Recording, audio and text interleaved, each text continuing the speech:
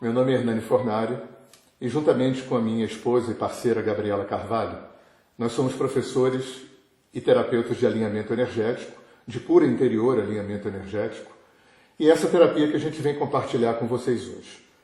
É uma terapia xamânica, que tem a sua origem nos índios brasileiros, uma terapia transpessoal, sistêmica, fenomenológica, e que começa com a experiência de um homem branco, de um xamã branco, chamado Aloysio Delgado Nascimento, que passou muitos anos em contato com muitas tribos de índios no Brasil, no norte do Brasil, no sul do Brasil. E entre as muitas coisas que ele aprendeu e que ele percebeu, uma coisa chamou muito a atenção dele e que tem a ver com o nosso assunto aqui, que cada vez que o índio chegava doente para procurar um pajé de uma tribo, o pajé é esse meio médico, meio sacerdote das tribos, o pajé atendia o sintoma daquela doença do índio, com essa tecnologia que todos nós conhecemos, as ervas, as fogueiras, as maracas, os tambores, as canções, mas o pajé sempre ia fazer uma prospecção ao que seria um inconsciente com o que seria um sexto sentido, uma sensitividade. Com uma pergunta, né? Não literalmente, mas com essa intenção de perguntar o que aconteceu na tua vida em algum momento, que hoje está aparecendo aqui, que está se somatizando como uma doença física, uma dificuldade relacional, um desequilíbrio emocional, uma patologia social, não importa o tipo de sofrimento e limitação, está sempre linkado com alguma coisa que foi vivida e que não foi integrada na psique e no sistema emocional. Antes da gente entrar propriamente nesse assunto, eu queria dar um passo atrás, só para fazer uma introdução, para ficar bem claro aonde a gente quer chegar. É muito importante a gente tomar consciência de que ponto de vista sobre a vida, que paradigma, para usar um termo bem moderno, que paradigma norteia a nossa cultura até hoje. Eu sou pecador e culpado de nascença, eu tenho uma vida para construir uma pessoa digna de ser aceito pelo Criador, seja lá como a gente concebe isso, para que esse Criador delibere se a gente merece o paraíso eterno ou se a gente merece as penas eternas. Isso parece uma brincadeira para muita gente, mas é muito sério. Isso está muito impresso no inconsciente coletivo da nossa cultura até hoje. E a coisa mais importante que tem a ver com o nosso assunto é que quando eu me reconheço como alguém que não é e não tem congenitamente, a primeira coisa que eu vou fazer é procurar buscar isso fora. E o que a gente tem feito ao longo desse tempo, ao longo de 2000 anos. Então eu procuro encontrar, sanar esse buraco interno que eu suponho que eu tenha nas minhas relações, no meu trabalho, no sexo, no dinheiro. A gente vê em consultório isso acontecer muito, pessoas que de repente têm um vácuo na vida porque os filhos casam e saem de casa, porque se separou, porque roubaram o carro, porque se aposentou. Então quem sou eu sem aquilo no qual eu me ancorei para buscar completar aquela incompletude que eu supunha que eu tinha, porque foi isso que eu aprendi. Um buraco interno virtual que absolutamente não é preenchido por nada disso. Gente, isso é muito pesado. Não ser e não ter é muito pesado. E se buscar fora de si mesmo é totalmente inútil. Então a consciência planetária, na sua enorme inteligência cósmica,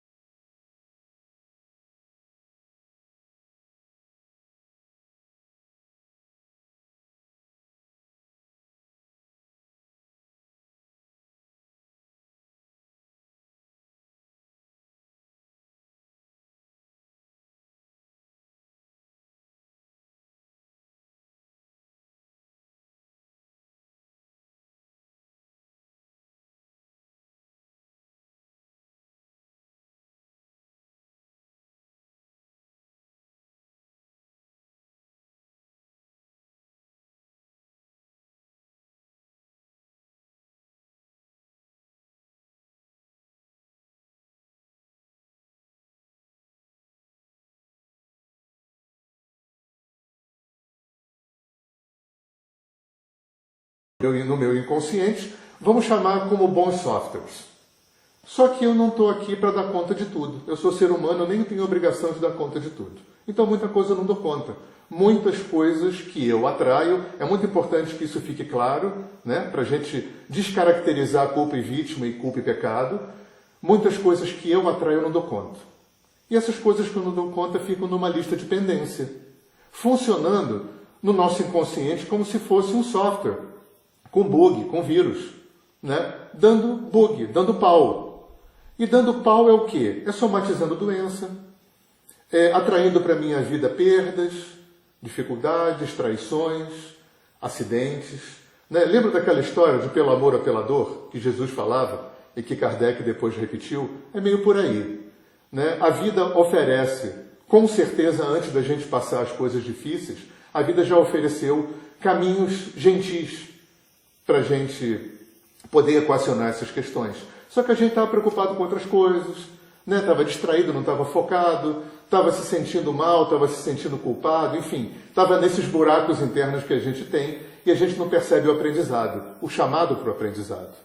E o universo começa a ser mais contundente, né? Justamente para chamar de dentro da gente, né? Para acender aquela lâmpada vermelha, para que a gente possa olhar o que tem que ser olhado. Então, como é que a gente vai equacionar? Né? Já que a gente entende que eu não sou pecador e culpado de nascença, que eu já nasci perfeito, e o que me separa dessa perfeição é um inconsciente cheio de memórias, de registros, de resultantes não entendidas, não olhadas, não integradas, experienciais, o que o universo me oferece? Para o mundo antigo, para a Índia, para a China, para o mundo africano, para o mundo nativo, esses povos já conheciam, já desenvolveram há milênios tecnologias extremamente eficientes, como yoga, meditação, Vedanta, medicina chinesa, tanta coisa, Zen budismo, e por aí vai, tantos seres interessantes vêm vindo ao planeta, trazendo tecnologias para tocar nesse ponto. Né? Já que 90% de mim está vivendo hoje sem a minha participação, não pergunta para mim por que isso existe. Eu acho que, como eu falei, ninguém sabe essa resposta, mas o fato é que isso é assim.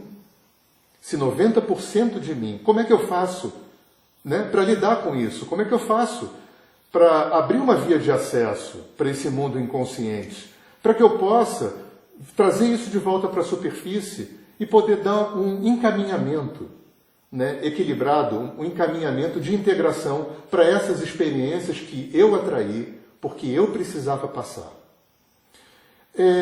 O primeiro movimento que acontece nisso no mundo, no século XIX, é com Freud, né, que, apesar de ser um homem judeu, num tempo muito católico, numa Áustria muito careta, numa medicina, numa psiquiatria que recém estava engatinhando, nem se conhecia muito bem o cérebro humano, nem se conhecia muito bem as doenças que pretendia curar.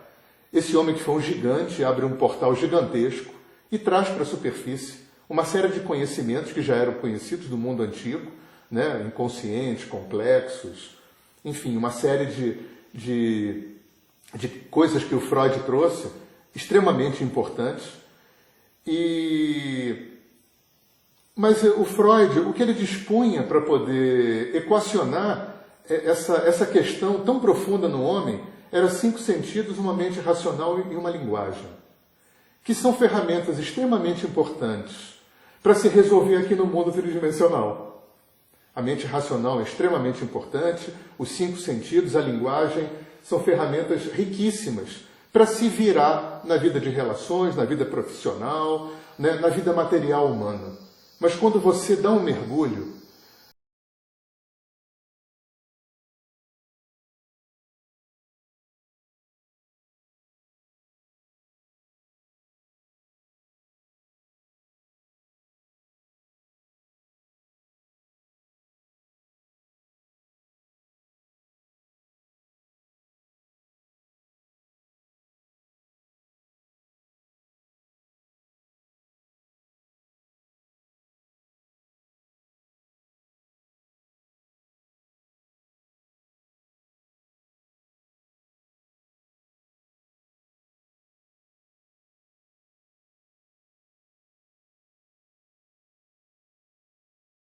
nossa cultura. A gente aprende 5 sentidos na escola, mas tem um sexto sentido, que Kardec chamou de mediunidade.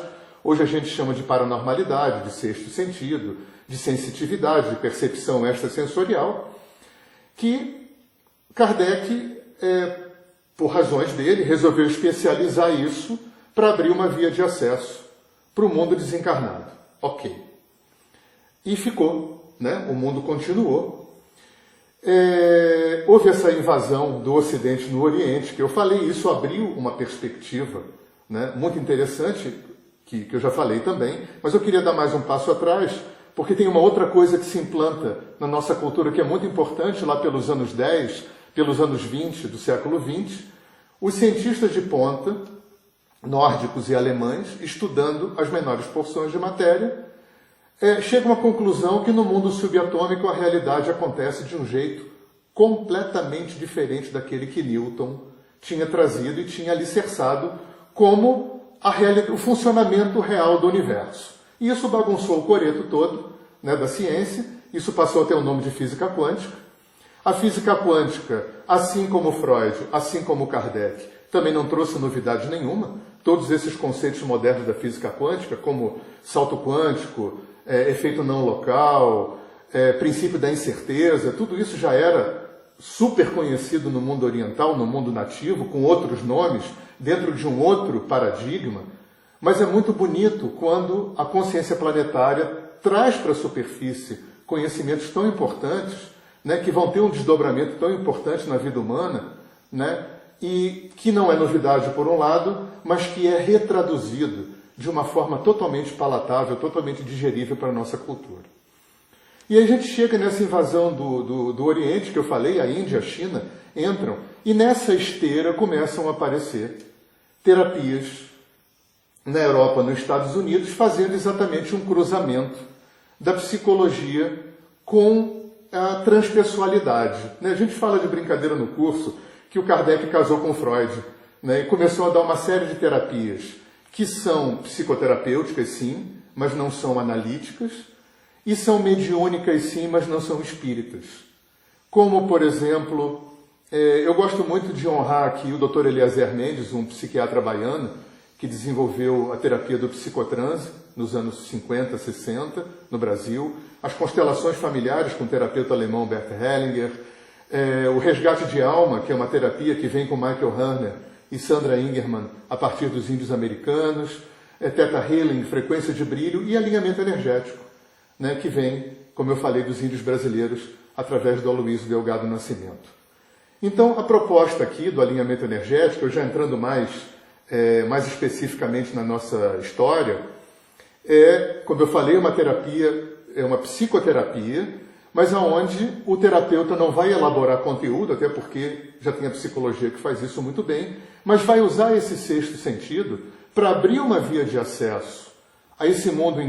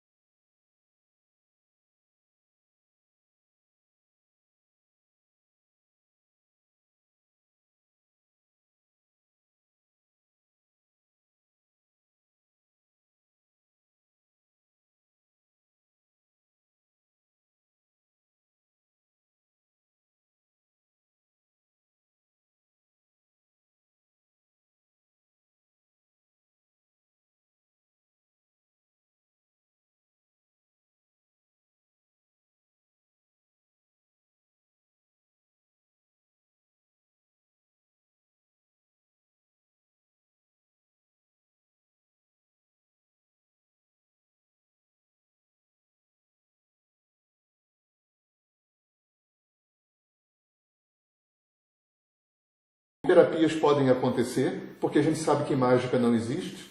A gente sabe que ninguém pode fazer pela gente aquilo que a gente tem que fazer. Então, o que essas terapias fazem é abrir uma via de acesso ao inconsciente, trazer esse material para a superfície. Aliás, toda terapia faz isso, né? Da psicanálise às terapias xamânicas, e dar um encaminhamento, né? O que é um encaminhamento? Então, vou dar um passo atrás novamente para trazer para vocês a metodologia do trabalho. Eu vou chegar lá no encaminhamento, eu não vou esquecer. Então, no primeiro momento, na terapia do alinhamento energético, né, já dizendo para vocês que essa terapia pode ser feita individualmente, presencialmente ou à distância, porque é uma terapia energética, é uma terapia transpessoal, sensitiva. Ela pode ser feita coletivamente em roda de cura. E no primeiro momento, a gente, quando tem um cliente de primeira vez, a gente explica o trabalho. Por que a gente explica o trabalho se quando você vai fazer psicoterapia com um psicanalista ou com um psicólogo, ele não te conta a história do Freud, nem a história da psicologia, né? A gente explica o trabalho porque a gente entende que hoje, no mundo de hoje, com a demanda, com a premência que a gente tem, a função do terapeuta e do pedagogo ficou muito misturada. Então, a gente entende, o Aloysio dizia, que aí você vai num consultório, faz uma terapia bacana, né? Alinhamento energético é uma terapia poderosa, ok, mas você sai pela porta do consultório e continua achando que teus pais são culpados pelos teus dissabores. Terapia meia bomba. Então, a função da explicação é para que o terapeuta, não de uma forma doutrinária, porque alinhamento energético não é religião, nem nós somos pessoas religiosas, mas também não temos nada contra, para que o terapeuta possa oferecer para o cliente outras perspectivas de ponto de vista em relação à vida, né? Que é isso que a gente vem falando desde o começo do nosso papo. Não tem pecado e culpa, né? Todos os nossos encontros humanos são pré-contratados entre a gente. Voltando ao Kardec outra vez, o Kardec já dizia isso, né? Nós pré-contratamos, pré-combinamos todas as nossas experiências. Aí você poderia perguntar para mim, poxa, mas eu não me lembro. Então, olha só, vamos lembrar de 3 coisas. Primeiro, quando você nasceu, você esqueceu tudo que você viveu. A gente sofre uma grande amnésia quando entra numa barriga de uma mulher. Isso supondo que você acredita em reencarnação. Depois você dorme, o teu corpo dorme, mas você acorda em outra dimensão, encontra gente morta, gente viva, tua turma, teus mestres, vai trabalhar 1/3 da tua vida, você passa vivendo e não lembra porque acorda de manhã e esqueceu. E 90% de você é inconsciente. Isso eu já tinha falado antes. Então, fica claro que a nossa vida consciente é muito pequena. E pode ser que a gente combine e contrate todas as experiências que a gente tem que viver nessas ambiências que a gente esqueceu. Então tá. Não me perguntem, mais uma vez, por que é assim, porque eu não sei responder, né? Então a gente vai e oferece esse tipo de pensamento, esse tipo de perspectiva para o cliente junto da explicação da metodologia do trabalho, para que ele, quando sair por aquela porta, ele possa levar com ele, além do resultado da terapia, uma outra perspectiva aberta de possibilidades que vão ajudar, inclusive, a alicerçar melhor os resultados dessa terapia que ele fez. Num segundo momento, a gente vai fazer uma leitura do campo do cliente. O que é uma leitura do campo? A gente vai ver o que o cliente trouxe além do que ele disse. Vamos lembrar que tem 90% de inconsciente.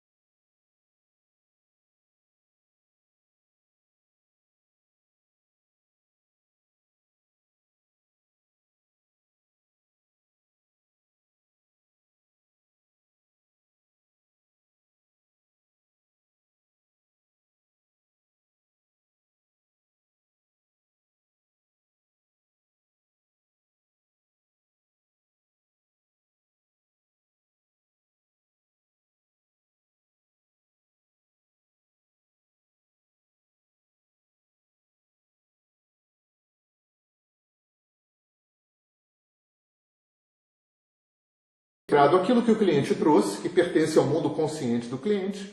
Com isso, que os terapeutas perceberam do campo do cliente, que vai ter mais a ver com a ambiência inconsciente do cliente. E isso abre uma perspectiva muito maior de trabalho. E na terceira parte do trabalho, todo esse material que foi desinstalado vai ser encaminhado, porque agora é hora de falar, é claro que não é a gente que faz o trabalho, né? Tem um pessoal no andar de cima, no segundo andar, tem uma egrégora, né? O pessoal mais esotérico gosta de usar esse nome, tem um time de seres de luz, seja lá como a gente concebe isso, eu não sou muito ligado nesses conceitos, eu gosto do nome frequência, tem frequências de luz que se ofereceram para o Aloysio para fazer uma coisa: receber esse material em desequilíbrio, em sofrimento, em limitação, e fazer a única coisa possível de ser feita, que é mudar a polaridade desse material. E eu vou dar um exemplo para vocês rapidamente. Lembra do Yin e do Yang? Né? Tudo no universo é bipolar, não é? Então as emoções também são. Não te parece que tristeza, alegria, são polaridades de uma mesma energia emocional? Medo e coragem, ódio e amor e por aí vai? Então, se eu instalei no meu sistema, no meu HD, um software de tristeza em função de como eu recebi uma experiência na minha vida triste, e aquilo está reverberando em mim até hoje, a primeira coisa que eu posso inferir é que enquanto roda a tristeza não pode rodar a alegria. Ou é 0 ou é 1. O sistema é binário igual ao computador, não é? E tristeza não é quem eu sou. Constitucionalmente. Alegria é quem eu sou constitucionalmente. E só por isso esse trabalho pode acontecer. Então o que se faz no trabalho é desinstalar quem eu não sou, quem eu estou, e devolver para mim quem eu realmente sou. Na verdade não é tirado nada e não é colocado nada. É uma grande janela que é aberta, que estava tampada pela perspectiva da minha experiência. Né? Eu acho que essa é a forma mais compreensível e mais honesta de colocar. A gente fala essa coisa de desinstalar para ficar mais pedagógico. Então, na terceira fase do trabalho, esse material que passou através do canal, que falou através do canal e o cliente pôde ouvir, esse trabalho poderia acontecer com o cliente ausente, como eu já falei, a gente faz à distância, mas o Aloysio quis fazer o trabalho para o cliente ouvir e poderia ser feito em silêncio, com o cliente presente também. Mas é tanto insight que acontece, tanta ficha que cai, com o cliente podendo ver de fora a expressão das suas dores,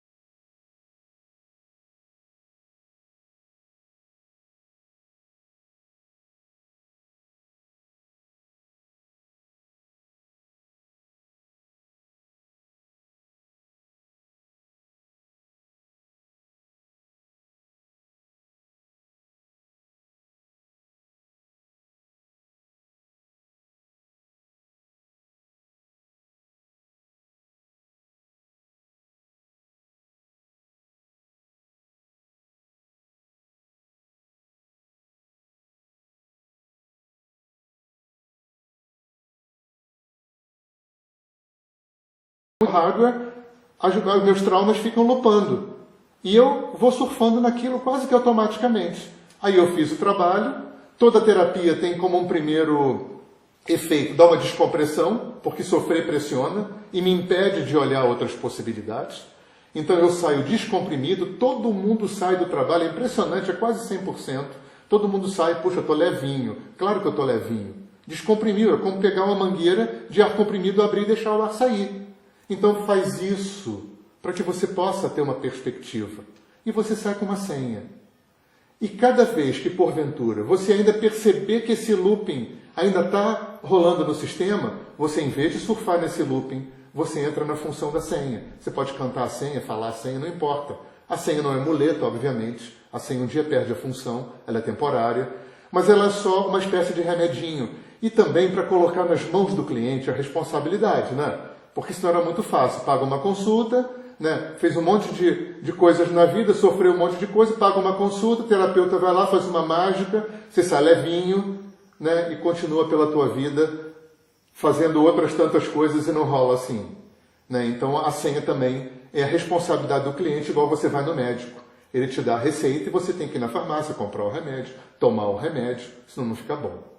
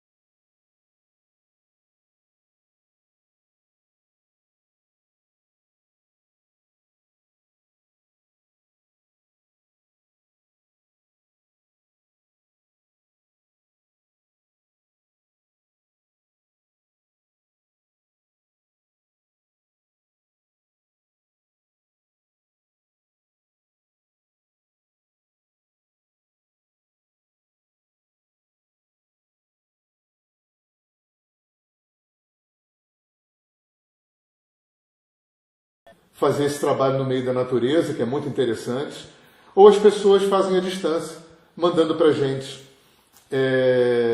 uma foto, mandando para a gente um resumo do que quer tratar,